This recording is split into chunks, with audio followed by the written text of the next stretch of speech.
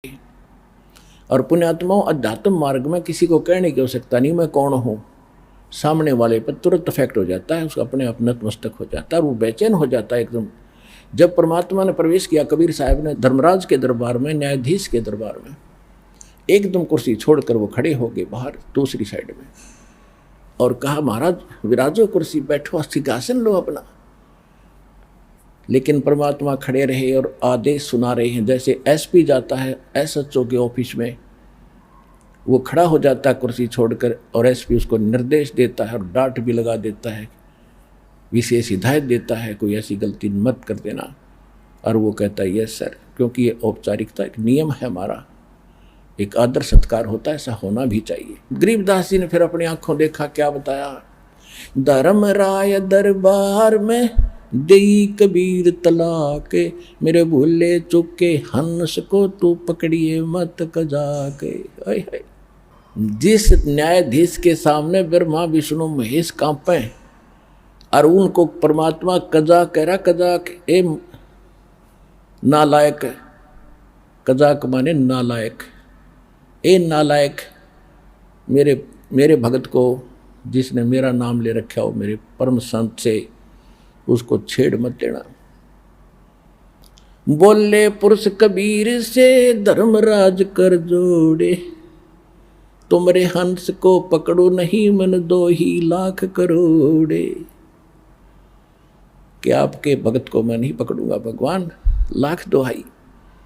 फिर उसने अपनी व्यवस्था प्रकट की कि हे भगवान, मेरी एक समस्या है कि आपकी शरण में आने से पहले जितने भी प्राणी हैं, इनके पूर्व जन्म के जो संस्कार हैं, मेरे पास अकाउंट है उनका, और यहाँ का नियम है जैसा जिसने कर्म किया है दोनों भोगने पड़ते हैं। तो वो जो कर्म है पहले के किए हुए, वो तो मैंने इनको भुगतवाने पड़ेंगे, मेरी मजबूरी है। तो धर्मराय क्या कहता है कि कर्मों से तीरथ थे अब जो हैं शरण कबीरे, वो तो मुझे पकड़ने पड़े और जड़नी पड़े जंजीरे। उनको तो मैंने पकड़ना पड़ेगा वो दंड भुगतवाने के लिए। तो क्या बोले परमात्मा, करम भरम ब्रह्मंड के मैं पल में करहूं नेश, जिन हमरी दुहाई दी सो करो हमारे पेश। ओए होए होए,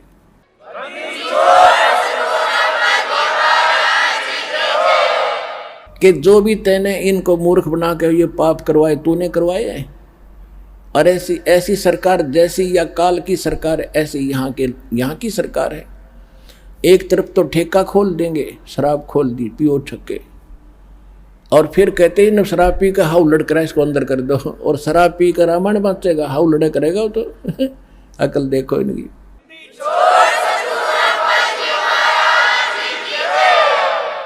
तो कहते कर्म तू खुद करवा रहा है इनसे बेवकूफ बना के।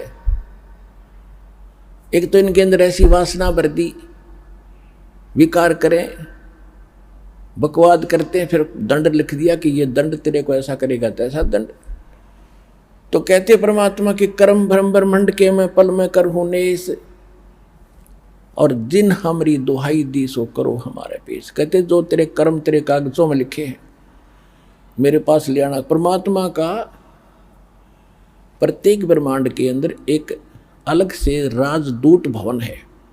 अब परमात्मा ना धर्मराज ने देखा, ना ब्रह्मा विष्णु में इसने देख रखा, और देखेगा कौन? उनके पहचान में कौन आयु कौन बैठा है? तो त्रिकुटी जो त्रिकुटी है वो एक इंटरनेशनल एयरपोर्ट समझ लो, और वहीं पर फिर सबके सेक्रेटरीट है। जैसे प्रत्येक देश में राजदूत भवन होता है, तो यहाँ वहाँ परमात्मा एक राजदूत रूप में रह रहे हैं, स्वयं ही अन्य रूप बना करके। और कहा कि जैसे कोई देश किसी देश का नागरिक है, दूसरे देश में रहता है, उसको कोई दिक्कत आती है, तो राजदूत भवन वाला कहता है भी हमारे नागरिक को तो हम मेरे पास लेना, पहले हम पूरी जानकारी करेंगे, फिर तुम कुछ एक्शन लेना। तो यही परमात्मा ने कहा कि कर्म भ्रम ब्रह्मंड के मैं पल में करहूं नेस, और जिन हमारी दुहाई दी सो करो हमारे पेश, मेरे पास ले आना, और तेरे सभी जितने भी कर्म हैं वो मैं क्रॉस कर दूंगा, इनके फिर भोगने नहीं पड़ेंगे।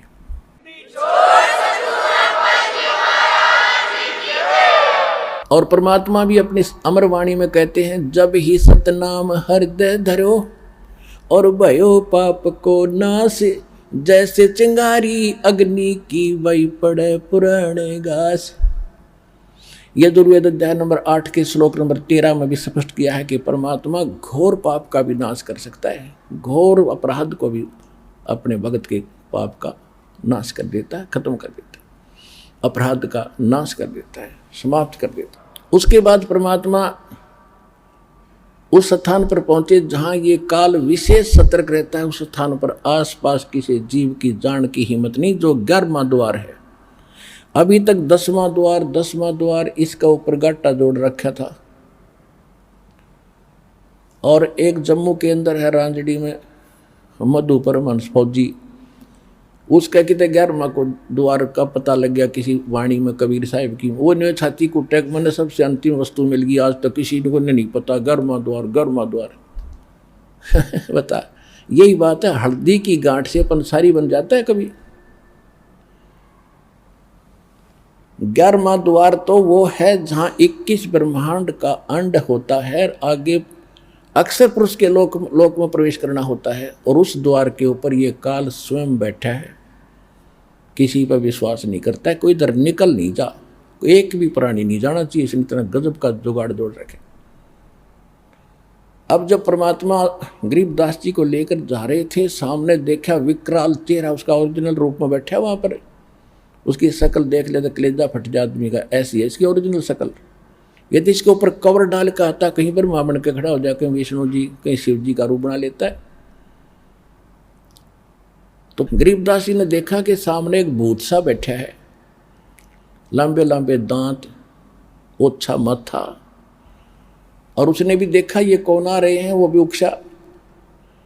तो परमात्मा ने कहा, बेटा ये 21 ब्रह्मांड का काल मालिक है, ये काल है, और ब्रह्मा विष्णु में इसका बाप है। अब इसने ये द्वार है ना, ये रोक रखा है, यहाँ से किसी को नहीं जाने देता, यहाँ स्वयं बैठता आकर के।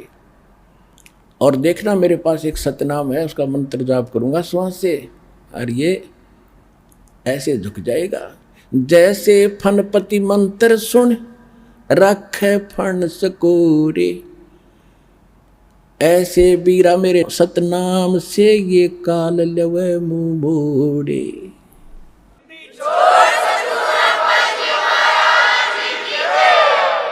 जैसे फनपति, फनपति माने नाग, फन ठा रखा हो डसने के लिए। और जैसे गारू एक मंत्र बोलता है, उस मंत्र के प्रभाव से वो फन को सकोड़ कर भागने की चेष्टा करता, कैसे जान बचाऊं। तो परमात्मा कहते, जैसे फनपति मंत्र सुन रखे फन सकोड़, यानी इकट्ठा कर लेता है, ऐसे बीरा मेरे उस सतनाम से, ओरिजिनल नाम से, यू काल लवे मुंह मोड़, ये भी ऐसे झुक जाता है। जब परमात्मा ने कहा कि देखना बेटा मैं सतनाम का जाप करता हूँ और देखना इसकी हालत क्या होगी। कहते ऐसे उठ रहा था और परमात्मा ने स्मरण किया, एकदम ऐसे झुक गया कति, तो उससे रास्ता साफ हो जाता है, इसके हटता नहीं वहाँ से, इसका दुष्ट है, उड़े बैठे बैठे न मुड़ गया। कहते इसके सिर पे पैर रख के दोनों जने कहा, जा बेटा इसके ऊपर गए। और जब आगे 11वां द्वार पार किया, ये यहाँ बनाओ बात तो समाधि ला के मूर्ख बना रखे, ये कहाँ जाएंगे, 10वां द्वार पार नहीं कर सकते ये लोग। कहते ब्रह्मेंद्र के घाट को खोले तो कोई एक द्वारे से फिर जाते, ऐसे बहुत अनेक। अब जो 11वां द्वार पार करके अक्सर पुरुष के लोक में प्रवेश होते हैं, वो 7 संग ब्रह्मांड का लोक है, उसका स्थान है। और उससे पार करने के लिए हमने उसका टैक्स देना पड़ता है। उसके लिए जो सतनाम के अंदर 2 अक्षर हैं, एक तो ब्रह्म का, इसका टैक्स दे देंगे, जो इसका कर्जा यहाँ उतार देंगे, दूसरे मंत्र का फिर वहाँ देते हैं। अब वहाँ पर भी सारी व्यवस्था दिखाई, सरपुरुष और सब दिखाया भगवान ने। फिर उसमें पार किया, 12वें द्वार को पार करके फिर भंवर गुफा से निकलकर वो सतलोक आता है। जैसे गरीबदास जी कहते हैं, 12 दर महल मठ बोरे बहुर ना दे धरे। तो वहां जाकर देखा परमात्मा ने, नीचे से तो गए थे जिंदा महात्मा के रूप में, दूसरे रूप में बैठे हैं एक सिंहासन के ऊपर, जिसके एक रोमकूप में करोड़ सूर्य विराजे, करोड़ चंद्रमा, इतनी रोशनी एक बाल में, शरीर के रोम में। उधर से जिंदा महात्मा ने वहां से एक चंवर उठाया और परमात्मा के सिंहासन पर बैठे भगवान के ऊपर चौर करने लगे। तो गरीबदास जी ने सोचा, अपने मन में विचार किया कि भगवान तो ये है जो मुकुटधारी बैठा है, कितना सुंदर शरीर है, ओहो यहाँ का कैसा सुंदर लोक है, कैसे सुंदर बाग बगीचे, झरने बह रहे हैं, कहीं फुहार गिर रही हैं, बिन बादल के वर्षा हो रही है। इतने में क्या हुआ कि सिंहासन पर बैठे भगवान खड़े हुए, एक गुम्बज के अंदर बैठे, गुम्बज बहुत बड़ा गुम्बज है, विशाल सफेद गुम्बज है, और वो महात्मा रूप में जो परमात्मा कबीर जी थे वो बैठे सिंहासन पर, और वो नूरी शरीर वाले परमात्मा उस जिंदा महात्मा के ऊपर चंवर करने लगे, जैसे सेवक किया कर अपने गुरुदेव पे। तो गरीबदास जी ने सोचा, भाई बाबा जी भगवान है या ये परमात्मा है? इतने मोते जो मैं शरीर उस जिंदा जो नीचे से गए थे जिस रूप में मालिक, उसमें समा गए, और इतना नूर हो गया उस बॉडी का, बहुत घना, और चंवर अपने आप घूम रहा है। जब गरीबदास जी ने चरण पकड़े हैं परमात्मा, ओए हाय आप ही भगवान हो।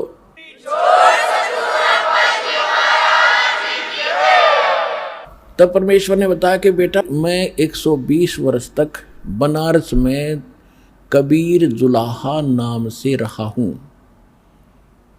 और मुझे कोई पहचान नहीं पाया, क्योंकि मेरे बारे में कोई बताने वाला नहीं था। और अब तू वापस जा, और तेरे शरीर को अंत करने वाले हैं चेता पर रख दिया है। उधर से गरीबदास जी को मृत जानकर शाम के समय 5-6 बजे सी उन्हें संभाला, 4-5 बजे सी आकर के पालियों ने देखो तो कहाँ है कि गरीबदास जी बैठे हैं। पहले आवाज़ लगाई, नहीं उठे तो पकड़ के हिलाया कि भगत जी खड़ा हो ले, भगत बन गया। वो गिर गए, मृत जानकर 2 पाली गांव में भागे आए। जिसको भी पता, छोटा सा गांव था, एक बहुत बड़े लैंड लॉर्ड का इकलौता पुत्र, और उसकी मृत्यु हो जाए, गांव में करलाट मच गया, माता पिता बेहोश हो गए। फिर भी गांव के लोग दौड़ दाड़ कराए, उसको ले गए, घर ले आए, फिर चिता पर रख दिया। उधर से गरीबदास जी कहते, भगवान मैं नहीं जाता उस गंदे लोक में, मुझे यहीं रख लो दाता। परमात्मा ने कहा, बेटा ऐसे नहीं बनेगी बात, आप जाओ। आप जब यहाँ से गए भक्ति युक्त थे, सतनाम आपने बहुत घनी भक्ति थी, अब वहाँ पर खत्म कर दी तुमने, उतनी ही भक्ति युक्त होकर तब यहाँ आ सकोगे, और मैं तेरे साथ रहूँगा, तू चिंता मत कर। और आप जाओ, मेरे गवाह बनो, आपके भाई बहनों के लिए एविडेंस देना, विटनेस बनना, तब उनको विश्वास होगा। नहीं तो काल ने बुरा जाल फैला रखे हैं, क्या हाल हो रहा है देख, झांक कर देखा नीचे, ये लोग ऐसा दिखाई देता जैसे कीड़े मकोड़े घूम रहे हो, कीड़े मकोड़े ऐसे नजर आते, क्योंकि हमारे शरीर में जीव जंतु एक एक नस नस के अंदर हमारे कीड़े हैं अंदर, ऐसा बुरा हाल है। थूक, बेस्टा, टट्टी, पेशाब सब कुछ अंदर बैठा पड़ा है, ऊपर से चिकना चोपड़ा करके बन गया प्लातून, बैठ गया पर एक छोटे से टुकड़े का प्रधानमंत्री बनकर। कल मृत्यु के बाद क्या होगा, गधा जी। तो वो ना दिखता, वो दिखाने की आंखें बना रहा है दास साहब को, ये मोतियाबिंद हटा रहा है जो भगवान के ज्ञान से हटेगा।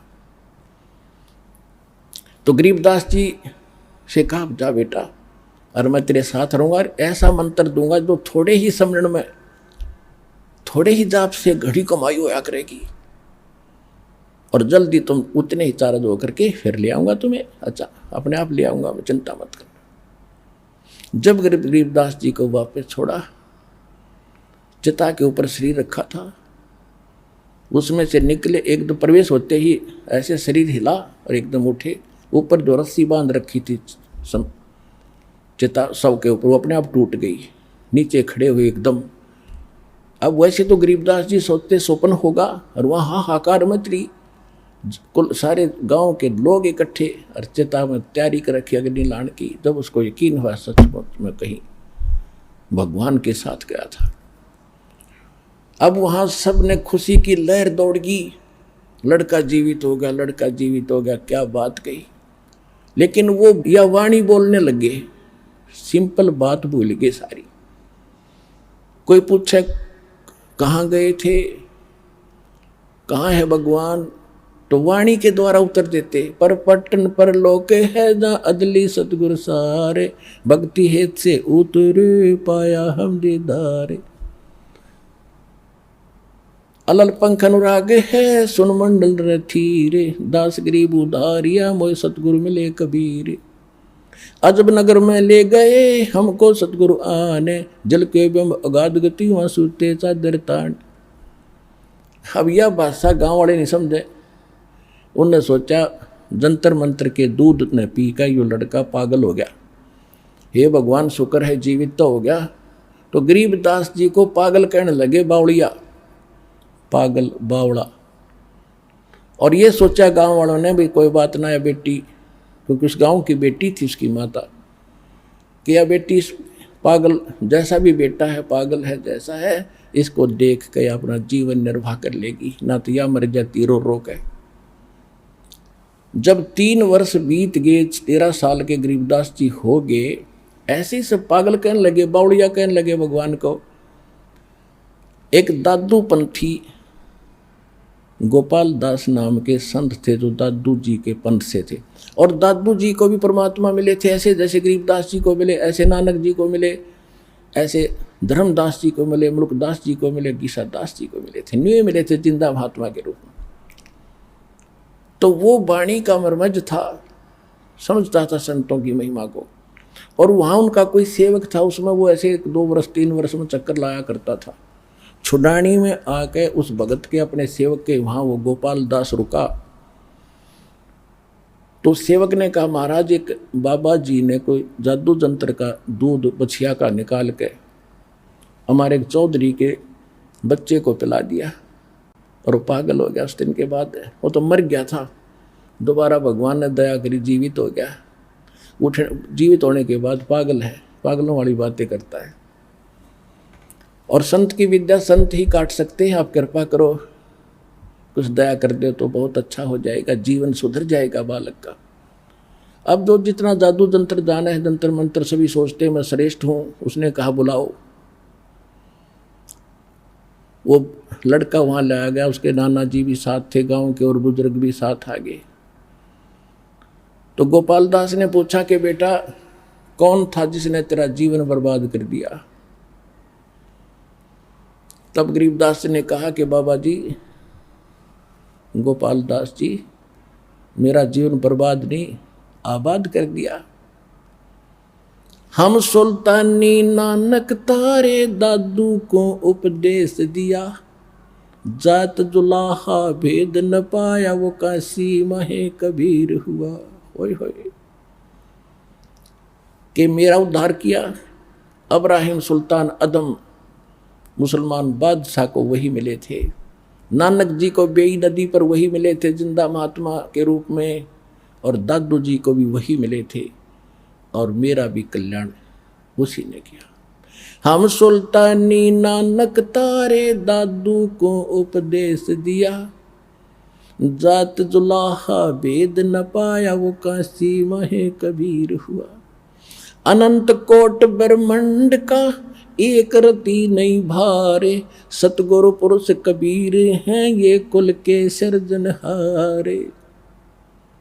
अजब नगर में ले गए हमको सतगुरु आने, जल के बिंब अगाध गति वहां सूते चादर ताड़े। अब गोपाल दास के खटक लागी, इधर गजब की वाणी बोल रहा है। खड़ा होकर वो 65 साल का वृद्ध एक 13 साल के बालक के आगे कहने लगा, महाराज ये अमृतवाणी लिखवा दो, कलयुग के जीवों का उद्धार करेगी। अब जो रोग कटवाने जा रहे थे बूढ़े बुजुर्ग, उन्होंने सोचा भाई इस बच्चे में तो को बड़ी ये बला है, बाबा जी का भी असर हो गया। यो भी इसके आगे हाथ जोड़ के इसकी बोली बोलने लग गया। आए थे इसे ठीक कराने के लिए। तब उसने कहा गोपाल दास ने, करे गांव वाले यू बावड़ा नहीं है, बावड़े तो तुम हो जो इसकी अमृतवाणी को समझ नहीं पा रहे। और वो कहाँ कलावती। गरीबदास जी चल पड़े, गोपाल दास पीछे पीछे। तो गांव वालों ने सोचे बाबा पागल हो गया गोपाल दास। ऐसे 2-3 दिन आग्रह करता रहा, तब उसने गरीबदास जी ने कहा, देखो गोपाल दास जी, अगर आप पूरी वाणी लिखो तो मैं लिखवाऊं, ना बोलूं को नहीं। गोपाल दास ने कहा, जी मैं घर से कति फारग हूँ, बच्चे त्याग कर मैं विराग ले रखा है, संन्यास, 2 रोटी आपके घर खाऊंगा, आपकी पूरी वाणी लिखूंगा, मैं ये विश्व आपको प्रतिज्ञा करता हूँ। तो गरीबदास जी के नाना जी का एक बेड़ी का बाग था, उसमें जंडी का पेड़ था। जंडी के पेड़ उधर ज़्यादा होते थे, ऐसा ही मारू सा क्षेत्र था। उसके नीचे बैठकर गरीबदास जी बोला करते थे, दादू पंथी वो गोपाल दास लिखा करते थे।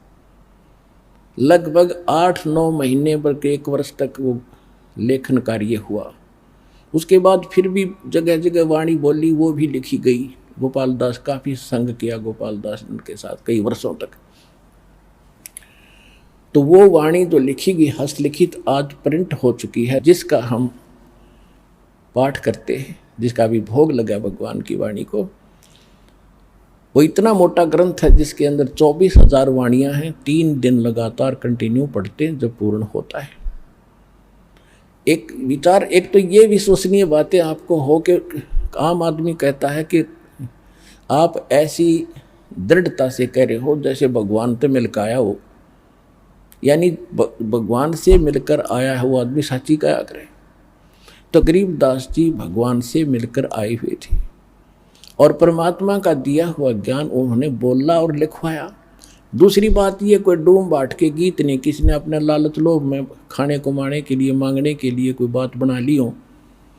एक बहुत बड़े लैंड लॉर्ड के घर जन्म था उनका, और उन्होंने इतने प्रयत्न किस लिए किया, हमारा भी थूक सूख जाता है पाठ को पढ़ते पढ़ते।